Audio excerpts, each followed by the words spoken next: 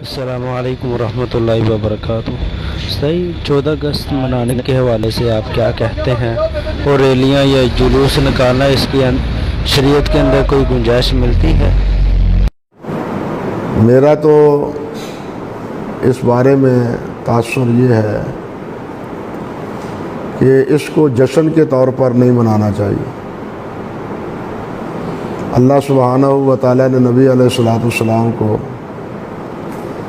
مکہ مکرمہ پر فتح دی، خیبر پر فتح دی، یہودیوں پر فتح دی،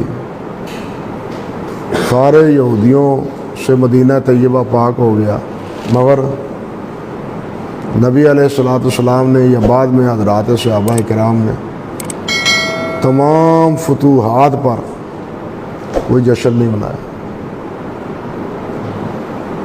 کوئی جشن نہیں منایا۔ یہ جشن کی بجائے یوم تشکر منانا چاہیے۔ بالکل اسی طرح جس طرح حضرت موسیٰ علیہ السلام بنی اسرائیل یہ فرعون کے ہاتھوں غلام تھے، اور اللہ سبحانہ و تعالیٰ نے ان کو آزادی دی، اور اللہ نے فرمایا بھی ہے کہ میری اس نعمت کو یاد کرو، فرمایا۔ تو انہوں نے اس کے یادگیری کے طور پر اس کا روزہ رکھا تھا، شکرانے کے طور پر۔ وہ چونکہ ہمارے نفس پر بارا ہے، وزنی ہے، مشکل ہے، اس لیے یہ آسان راہ ہم اختیار کر لیتے ہیں غیر مسلموں کی طرح۔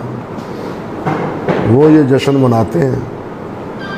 اسلام میں اس قسم کے جشن کی کم سے کم مجھے تو اچھے سے اچھے اور بھلے سے بھلے موقع پر بھی خیر القرون میں اس کی کوئی نظیر اور مثال نہیں ملتی۔ اسے یوم تشکر کے طور پر منایا جائے، اور بلا شبہ اللہ سبحانہ و تعالیٰ کا ہمارے اوپر احسان ہے کہ انگریز کی غلامی سے ہم نکلے۔ یہ علیحدہ بات ہے۔ وہ جس طرح کہتے ہیں کہ انگریز کی غلامی سے تو نکلے، لیکن انگریز کے پالے ہوئے جو تھے، پالے پوسے، ان کی غلامی سے نہیں نکلے، جو پھر انگریز ہی کے غلام۔ وہ ایسے آپ بیج بو کے گئے، بلکہ یہ بات ذہن میں آتی ہے کہ کسی نے کہا بھی تھا کہ ہم آزاد تو ان کو کر رہے ہیں، لیکن یہ رہیں گے ہمارے ہی چنگل میں۔ کیوں کہ یہ جتنے جاگیردار تھے، سرمایہ دار تھے، یہ سب کے سب انگریز کے بئی خواہ تھے، یہ سب ان کے پروردہ تھے۔ انہوں نے آگے حکومت سنبھالی ہے۔ اسی لیے تو وہ محمد علی جناح کا بھی ایک قول ہے، بتلا بیان کرتے ہیں۔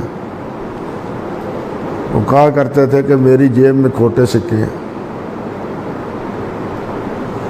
میری جیب میں کھوٹے سکے، اور وہ کھوٹے سکے یہی تھے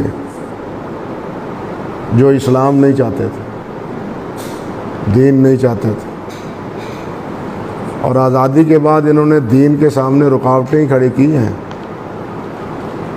دین کو متعارف کرانے کے لیے اور اس کے غلبے کے لیے پاکستان میں کچھ نہیں ہوا، بلکہ بعض مراحل پر تو ان ظالموں نے دین کو مذاق بنایا۔ اب سعودیہ بھی یوم الوطنی مناتا ہے، خوشی کا اظہار کرتا ہے، لیکن وہ اس طرح جلوس جلاس وہ تو نہیں نکالتے، نہ ہی وہ اس کی اجازت دیتے ہیں جلوسوں کی۔ وہ سمجھتے ہیں کہ یہ جلوسوں کی کسی نہ کسی نام پر اگر ہم نے اجازت دے دی تو کل ہماری بادشاہت کو خطرہ ہوگا۔ ان کا اپنا ایک مسئلہ ہے، مجبوری ہے انتظامی۔ ہمارا مسئلہ دینی نقطہ نظر سے یہ ہے کہ ہمیں اللہ کا شکر ضرور ادا کرنا چاہیے، لیکن